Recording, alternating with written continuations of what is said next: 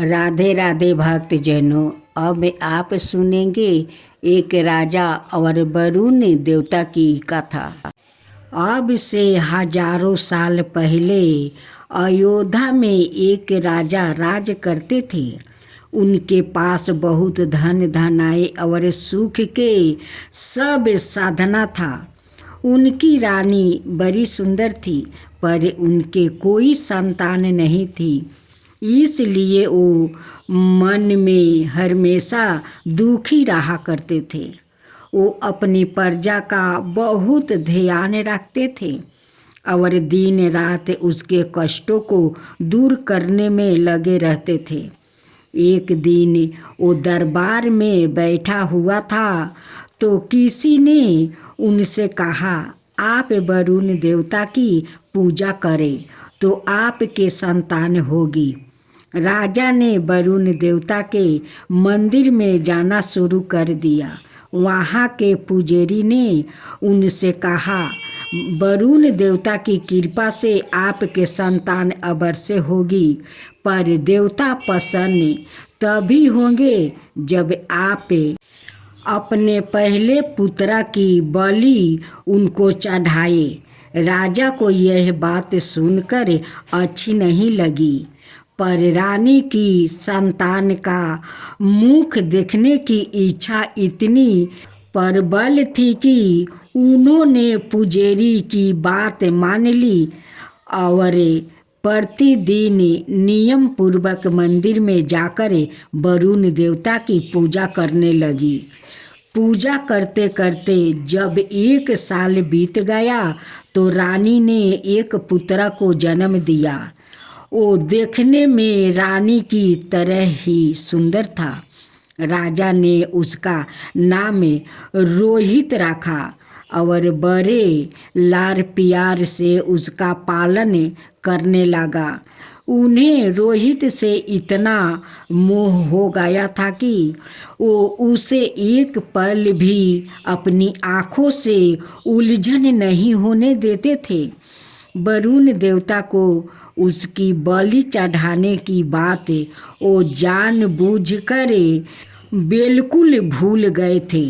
रोहित जब लगभग 8 बरस का हो गया तो एक बार राज्य में वर्षा बहुत कम हुई। किसानों की फसलों मरी गई।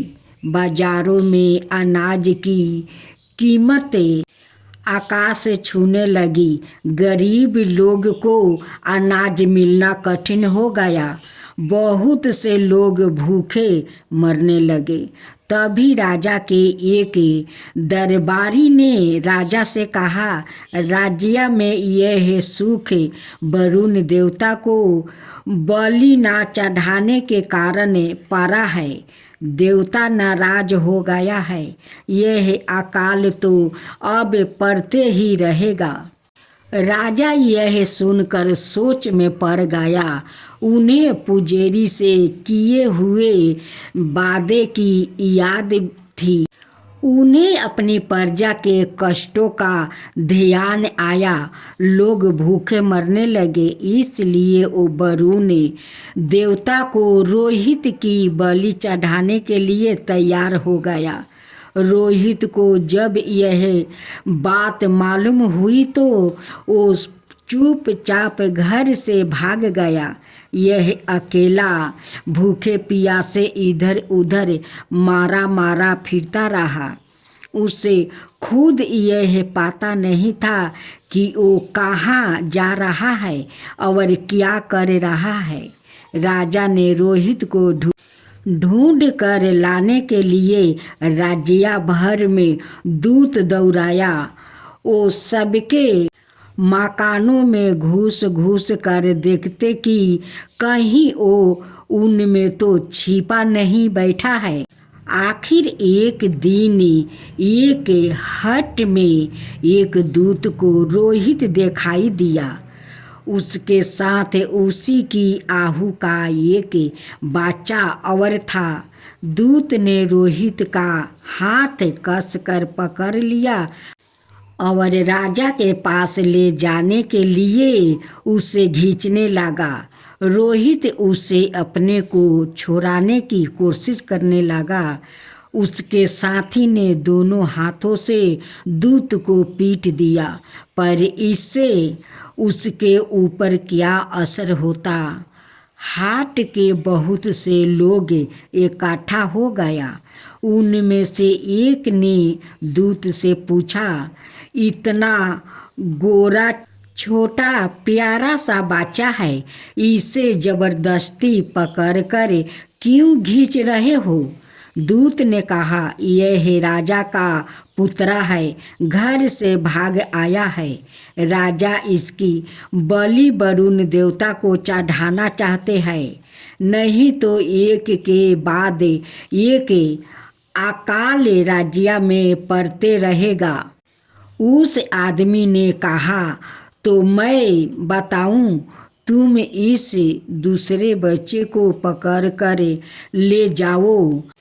इसका गरीब पिता झोपड़ी में बीमार पड़ा है। इसके 7 बच्चे और हैं, वो सब भूखे मर रहे हैं। तुम इस बालक को ले जाओ और इसकी बलि चढ़ा देना। दूत ने कहा, इसका पिता मुझे इसको कैसे ले जाने देगा। वो आदमी बोला, उसे तुम बदले में कुछ धन दे देना और उस धन से वो अपना कमी के साथ बच्चों की जान तो बच जाएगा। दूत ने ऐसा ही किया। उसने उस गरीब पिता की झोपड़ी में जाकर कहा, यह लो, सोने के 100 सिक्के हैं और अपना यह बच्चा हमें दे दो। पिता तैयार हो गया। उसने सोने के 100 सिक्के ले लिया और उस बच्चे को दूत के साथ सौंप दिया। रोहित और उसके साथी को लेकर दूत लौट आया और राजा को सारी बात बता दिया। राजा बहुत प्रसन्न हुआ। उन्होंने सोचा, पुजारी रोहित को पहचानता तो है नहीं, तो इसलिए मैं उसके बजाय इस दूसरे बच्चों को ले जाकर बलि चढ़ा दूंगा। राजा ने उस भूखे बच्चे को भर पेट भोजन कराया, अच्छे कपड़े पहनाया और वरुण देवता के मंदिर में बलि चढ़ाने के लिए ले जाने लगा। तभी रोहित ने आकर उन्हें रोक लिया। उसने राजा से पूछा, आप इसे बलि चढ़ाने क्यों लिए जा रहे हो। राजा ने कहा, इसे बलि चढ़ाने से वरुण देवता प्रसन्न हो जाएंगे और फिर राज्य के गरीब लोग भूखे मरने से बच जाएंगे। रोहित ने कहा, यह तो आपने 7 भाइयों की जान बचाकर आया है। ऐसे ही धन देकर और भूखे लोगों को भी बचाया जा सकता है। राजा की समझ में तरकीब आ गई। उन्होंने दूतों को आज्ञा दी कि 100 सोने के सिक्का देकर सब गरीब आदमियों के एक बच्चे को खरीद लाओ।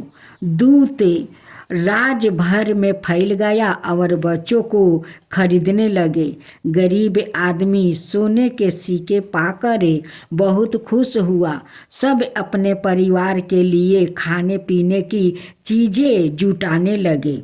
राजा ने अपने महल में ही खरीदे हुए गरीब बच्चों को लिए आराम से रहने का सारा प्रबंध कर दिया। रोहित को अपने साथ खेलने के लिए बहुत सारे साथी मिल गया।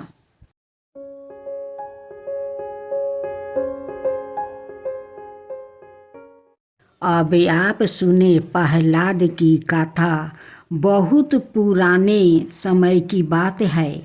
अपने देश में हिरण्यकश्यप नाम का एक राजा राज करता था। उसे अपने बल का बड़ा अभिमान था। वो अपने से अधिक शक्तिशाली किसी को नहीं समझता था। वो कहा करता था कि दुनिया की कोई ताकत मेरा कुछ नहीं बिगाड़ सकता। दुनिया से बाहर भी कोई शक्ति है, इस पर उसका विश्वास नहीं था। मौत से भी वो नहीं डरता था।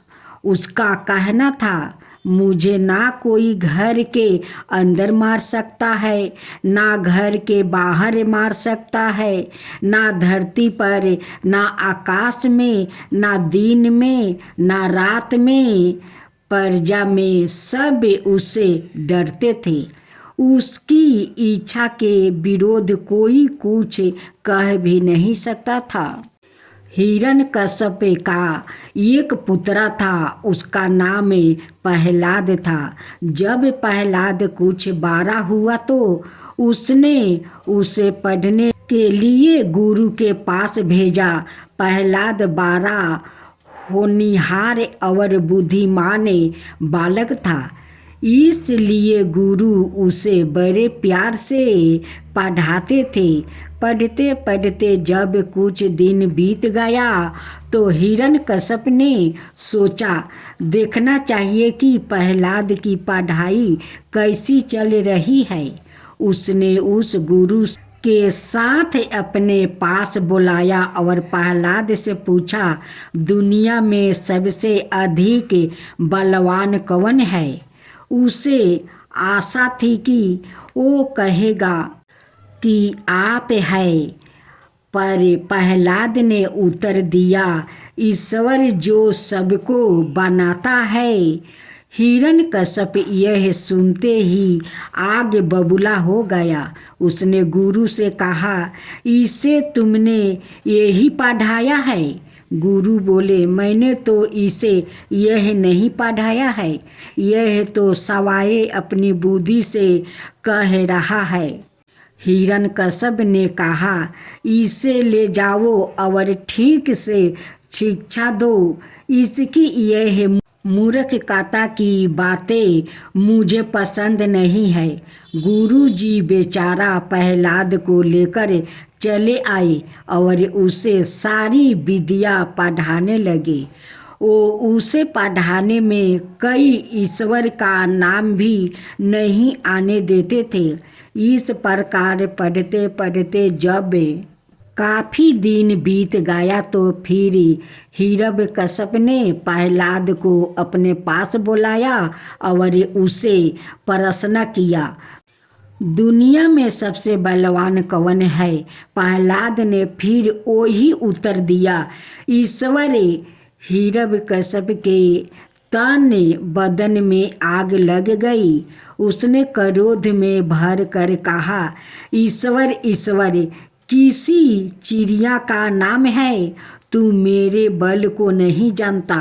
प्रहलाद ने कहा, जानता हूँ कि आप बलवान हैं, पर आप से भी बलवान एक शक्ति और है, उसी का नाम ईश्वर है। हिरण्यकश्यप ने कहा, ये ढीठ बालक, ऐसा ठीक नहीं होगा। जब अभी से यह हाल है तो आगे चलकर क्या करेगा? इसे तो बिना संतान के होना अच्छा है, इसे अपना बल दिखा ही दूं। उसने अपने 2 मोटे तगड़े नौकरों को एक साथ आवाज दी। दोनों उसके सामने आकर खड़े हो गया। हिरण्यकश्यप ने बिजली की तरह कड़क कर कहा, इसे ले जाओ, आया भी दूर ले जाकर किसी गहरे समुद्र में फेंक देना और पत्थर मार मार कर डुबा देना, तब यह मेरे बल को समझ पाएगा। नौकरों ने बढ़कर प्रहलाद को अपने दोनों हाथों में पकड़कर उठा लिया। उन्होंने उसे ले जाकर गहरे समुद्र में फेंक दिया और किनारे पर खड़े दूर से पत्थर फेंक फेंक कर मारते रहे। जब प्रहलाद उन्हें समुद्र में दिखाई नहीं दिया तब उन्होंने समझ लिया कि वो मर गया है। वो लौट आया और राजा को यह समाचार सुना दिया। पर प्रहलाद जब नौकर पत्थर फेंक कर मारते थे पानी में डूब जाता था, इसलिए एक भी पत्थर की चोट उसको नहीं लगी। हाथ पैर मार कर तैरना वो अपने आप जान बचाने की कोशिश करते हुए वो सीख गया था। वो बार बार डूबते और तैरते हुए कुछ दूर जाकर समुद्र के किनारे पर बाहर निकल आया। एक दिन शाम के समय हिरण्यकश्यप अपने घर के बाहर बरामद में बैठा हुआ था कि प्रहलाद उसके सामने आकर नीचे आंगन में खड़ा हो गया। हिरण्यकश्यप को बड़ा आश्चर्य हुआ। उसने पूछा, तू बच कैसे गया? प्रहलाद ने कहा, ईश्वर की दया से। हिरण्यकश्यप मुंह बिगाड़ कर बोला, फिर वही ईश्वर ईश्वर कहाँ है तेरा ईश्वर? क्या तूने उसे देखा है? प्रहलाद ने कहा, देखा तो नहीं, पर ऐसी कोई जगह नहीं जहाँ वो मौजूद ना हो। हिरण्यकश्यप ने कहा, तो क्या वो यहाँ भी मौजूद है? प्रहलाद ने कहा, हाँ, वो दुनिया की हर चीज़ में हर समय मौजूद रहता है। हिरण्यकश्यप ने और कोई चीज सामने ना पाकर बरमेद के खंभे की ओर इशारा करके पूछा, तो क्या वो इस खंभे में भी है? प्रहलाद ने जोर देकर कहा, हाँ। हिरण्यकश्यप प्रहलाद की इस हाँ को सुनते ही क्रोधित होकर आप से बाहर हो गया। उसने खड़े होकर अपनी पूरी ताकत से दोनों हाथों से खंभे में धक्का मारा और बोला, देखा कहाँ है? इसमें ईश्वर खंभा बीच में से आधा टूट कर दूर जा गिरा और हिरण्यकश्यप उस बीच में टूटे हुए खंभे पर धाम से औंधे मुंह गिरा। इतने में टूटे हुए खंभे का आधा ऊपर का भाग उसके ऊपर आ गिरा। उसका सिर चकनाचूर और सारा शरीर लहूहान हो गया। वो ही दब कर मर गया। उस समय सूरज डूब रहा था। ना दिन था ना रात। वो ना घर के अंदर था और ना बाहर, आंगन में और ना धरती पर था ना आकाश में। विष्णु भगवान नरसिंह रूप अवतार लेते हैं और कहते हैं कि देखे हिरण्यकश्यप, ना दिन है ना रात है, ना तू आकाश में है ना पाताल में है।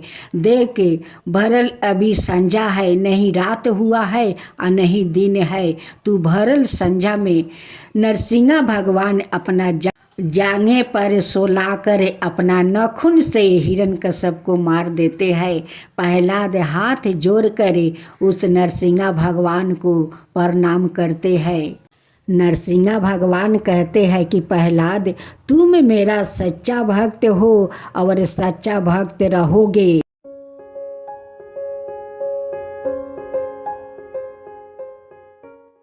राधे राधे भक्तजनों, आज आप सुनेंगे एक साथ 5 कथा। बहुत पुराने समय की बात है। पृथ्वी और स्वर्ग नाम के 2 राज्य थे। स्वर्ग पृथ्वी से बहुत ऊपर आकाश के भी उस पार था। उसमें देवता रहा करते थे। देवताओं में कोई छोटा और बड़ा नहीं होता था। सब एक बराबर थे। सब सुख चैन से वहाँ रहा करते थे। पृथ्वी पर मनुष्य रहते थे, उनमें सब एक बराबर नहीं थे। कुछ ब्राह्मण थे जो अपने को क्षत्रिय वैसा शुद्ध सबसे बढ़कर समझते थे। उनके पास ऐसा यन थे जिनमें बैठकर वो उड़ते हुए स्वर्ग का आया जाया करते थे। देवताओं से उनका मिलना जुलना होता रहता था। एक बार एक व्याकित जिसका नाम त्रिशूक था, वशिष्ठ नाम के एक ब्राह्मण के पास गया। उसने बोला, मैं स्वर्ग की सैर करना चाहता हूँ, आप मुझे अपने यन में बैठा कर वहाँ भेज दो। वशिष्ठ ने कहा, तुम गरीब और गंधे आदमी हो, तुम्हें स्वर्ग में कौन घूमने देगा? तुम वहाँ नहीं जा सकते। त्रिशूक ने सोचा, वशिष्ठ के पुत्र के पास भी यन है, शायद उनमें से ही किसी को मुझ पर दया आ जाए। उसने वशिष्ठ के पुत्र से जाकर कहा, पर उनमें से कोई भी उसे स्वर्ग भेज देने को तैयार नहीं हुआ। त्रिशंकु की स्वर्ग को देखने की इच्छा बहुत थी। उसने सोचा, और किसी ब्राह्मण के पास चलकर कहूँ। ओ विश्वामित्रा नाम के एक ब्राह्मण के पास गया। विश्वामित्रा नाम के एक ब्राह्मण के पास गया।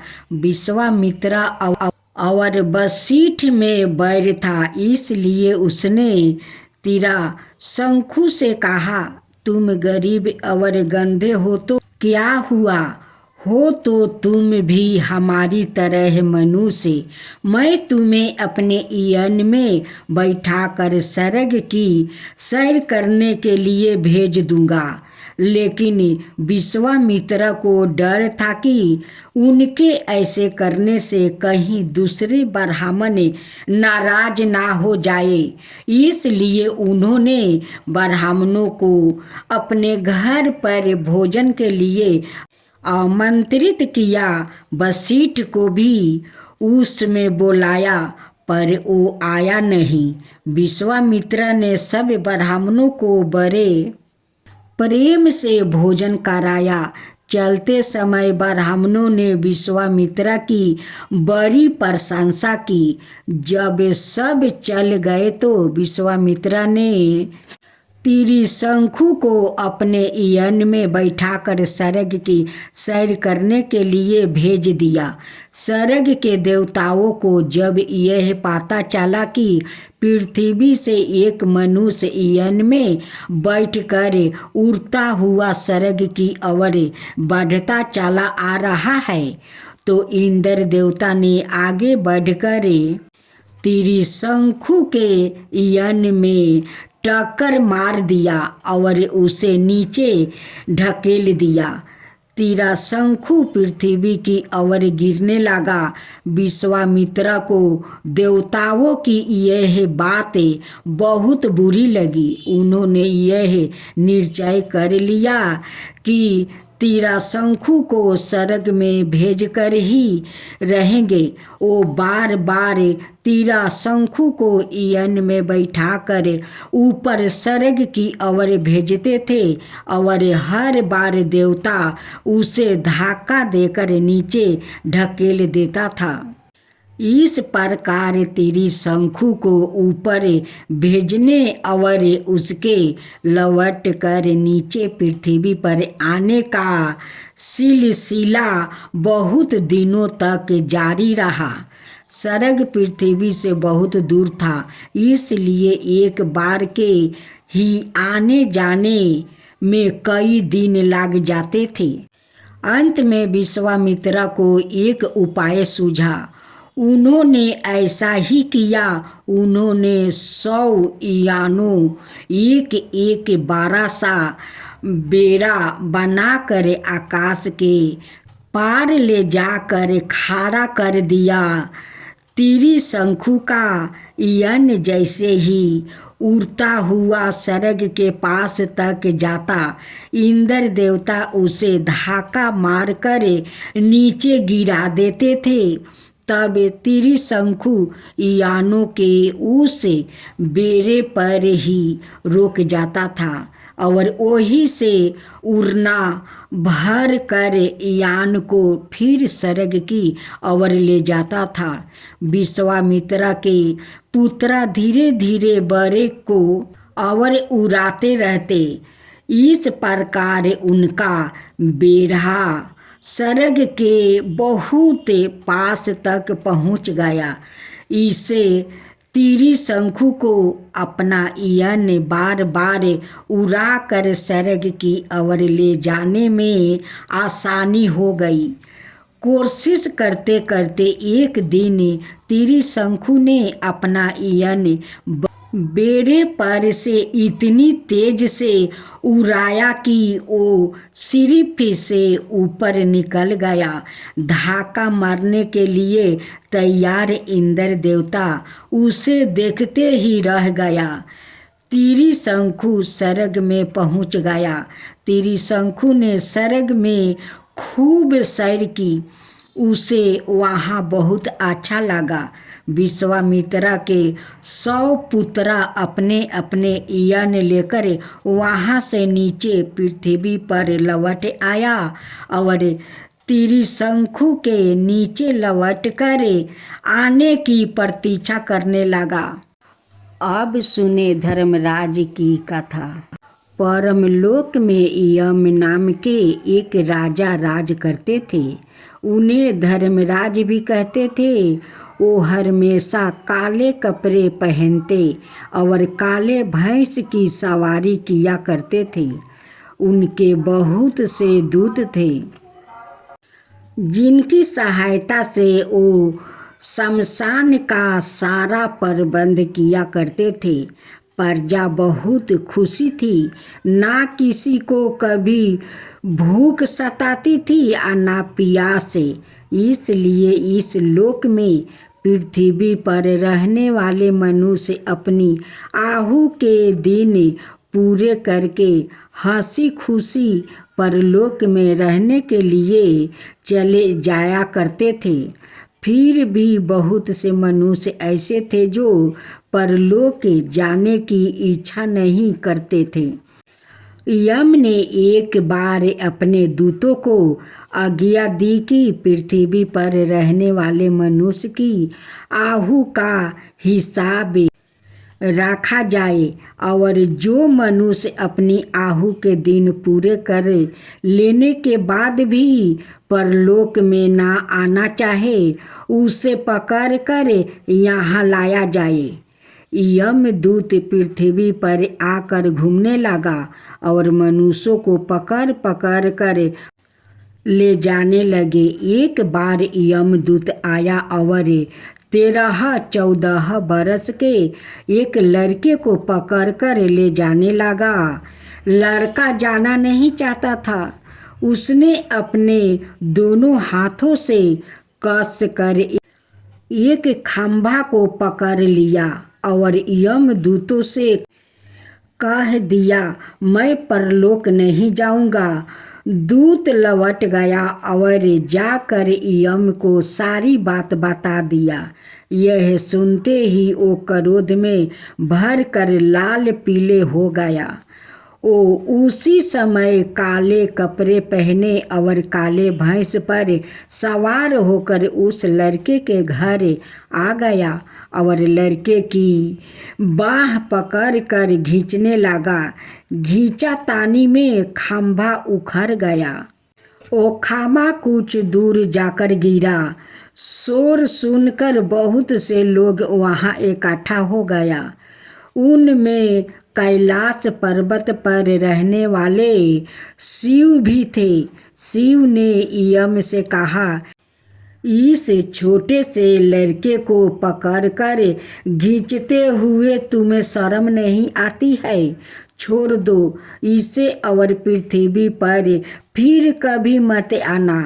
यम अपना सा मुंह बनाकर आपस लौट गया। उन्होंने अपने दूतों को भी पृथ्वी पर भेजना बंद कर दिया। उन्होंने आज्ञा दी कि कोई मनुष्य परलोक में आना भी चाहे तो उसे किसी रास्ते से ना आने दिया जाए। अब मनुष्यों को परलोक में जाना बंद हो गया। जो मनुष्य जन्म लेता वो फिर पृथ्वी पर ही रहता था। उसके बच्चे और बच्चे के बच्चे भी वही रहते थे। इस प्रकार कुछ ही दिनों में पृथ्वी पर रहने वाले बच्चों, जवान, स्त्री, पुरुष की संख्याएं इतनी अधिक बढ़ गई कि उनके रहने के लिए जगह की कमी होने लगी। खाने पीने की वस्तुओं भी इतनी कमी हो गई कि लोग भूखे मरने लगे। दुखी होकर लोग ने शिव जी के पास जाकर विनती की कि वो उनके लिए परलोक जाने के रास्ते खुलवा दे। शिव जी ने यम से कहा, तुम पहले की तरह अपने दूतों को पृथ्वी पर भेजते रहो। तब से यमदूत पृथ्वी पर बार बार आते रहते हैं और जिस मनुष्य की आहू के दिन पूरे हो जाते हैं उसे अपने साथ परलोक ले जाते हैं। अब भस्मासुर की कथा। अब से हजारों बरस पहले की बात है। शिव जी कैलाश पर्वत पर रहा करते थे। उनकी वाणी में अद्भुत शक्ति थी। वो जिसे जो कुछ कह देते वो सच हो जाता था। वो सारी कलाओं को जानते थे और नृत्य कला में तो उनकी बराबरी कोई नहीं कर सकता था। इस पर भी वो बड़े सरल भाव थे। उनसे जो भी जो कुछ मांगता वो दे देते थे। एक बार एक करूप जंगली जाति का मनुष्य उनके पास आया और बोला, महाराज, मैं आपके पास रहकर आपकी सेवा करना चाहता हूँ। शिव जी ने उसे अपने पास रखने की आज्ञा दे दिया। सेवा करते करते जब बहुत दिन बीत गया तो एक दिन शिव जी ने उसे कहा, मैं तेरी सेवा से प्रसन्न हूँ, बोल तू क्या चाहता है। उसने कहा, मैं चाहता हूँ कि मुझ में कुछ अद्भुत शक्तियाँ हो जिससे दुनिया के सब आदमी मुझसे भय माने, मेरा आदर करे। आप मुझे यह वरदान दीजिए कि मैं जिसका सिर पर हाथ रख दूं वो उसी समय भस्म हो जाए। शिव जी ने बिना सोचे समझे कह दिया, जा ऐसा ही होगा। और उसी समय से उसका नाम भस्मासुर रख दिया। बुद्धिहीन मनुष्य को जब कोई शक्ति प्राप्ति हो जाती है तो वो उसका प्रयोग ठीक से नहीं करता। भस्मासुर ने सोचा, क्यों ना शिव के ही सिर पर हाथ रख कर देखूं कि मुझे यह शक्ति प्राप्ति भी हो गई है या नहीं। उसने उसके सिर पर हाथ रखने की चेष्टा की। शिव जी जान बचा कर भागे। आगे आगे शिव जी और पीछे पीछे भस्मासुर। वो जंगल जंगल भागते फिरे। भागते भागते बहुत दूर जाकर शिव जी अपने एक पुराने मित्र विष्णु का घर खुला पाकर उसमें घुस गया। भस्मासुर किसी अनजाने के मकान में बिना उसकी आज्ञा के घुसने का साहस ना कर सका। वो द्वार पर बैठकर शिव जी के बाहर निकलने की प्रतीक्षा करने लगा। उधर शिव जी ने अपने मित्र विष्णु को अपनी मुसीबत की सारी कहानी सुनाई। विष्णु बोले, आप चिंता ना करें, मैं अभी उपाय करता हूँ। उन्होंने अपनी एक दासी को आवाज देकर बुलाया और बड़ी रूपवती थी। उन्होंने धीरे से उसके कान में कुछ कहा, उसके बाद वो चली गई। विष्णु की दासी नृत्य कला में बड़ी निपुण थी। वो बन ठन कर इतिलाती हुई घर से बाहर उसी स्थान से होकर निकली जहाँ भस्मासुर बैठा हुआ था। उसने दासी से पूछा, अभी शिव जी यहाँ आए थे, वो कब तक बाहर आएंगे? दासी ने कहा, शिव जी यहाँ कहाँ है? वो तो कैलाश पर्वत पर रहते हैं, मैं तो खुद उनसे मिलने वहाँ जा रही हूँ। भस्मासुर ने कहा, मैंने तो अभी उन्हें इसी घर में जाते देखा था। दासी तुनीक कर आंखें भोर मटकाती हुई बोली, तो तुम यही बैठो, उनकी प्रतीक्षा करते रहो, मैं तो जाती हूँ। भस्मासुर ने सोचा, मैं भागने में पीछे रह गया था, शायद मुझे धोखा हुआ हो कि वो इस घर में घुसे हैं। वो दासी की सुंदरता पर रीझ कर उसके पीछे चल दिया। जब वो दोनों कुछ दूर आगे निकल गया तो उसने दासी से पूछा, तुम कौन हो? दासी ने कहा, मैं एक नर्तकी हूँ, शिव जी को अपना नृत्य दिखाने जा रही हूँ। भस्मासुर ने उसे रोकते हुए कहा, तो हमें भी अपना नृत्य दिखा दो। दासी बोली, मैं हर किसी के सामने नृत्य नहीं करती, मैं तो केवल उन्हीं के सामने नृत्य करती हूँ जो मेरी तरह नृत्य कर सकता है। भस्मासुर ने झूठी शान दिखाते हुए कहा, नृत्य तो मैं भी कर सकता हूँ, तुम अपना नृत्य दिखाओ। दासी अपने हाथ पैर हिलाया, कमर लचकाती हुई नृत्य के हावा भाव दिखाने लगी। उसके कहने से भस्मासुर भी उसी तरह नाचने लगा। नाचते नाचते दासी ने अपना एक हाथ सिर पर रख लिया। भस्मासुर ने भी वैसा ही किया। उसका सिर पर हाथ रखना था कि वो ही जल कर भस्म हो गया। दासी घर वापस लौट आई। उसने विष्णु को सारी बात बताई। शिव और विष्णु इस घटना को सुनकर हंसते हंसते लोट मोट हो गया।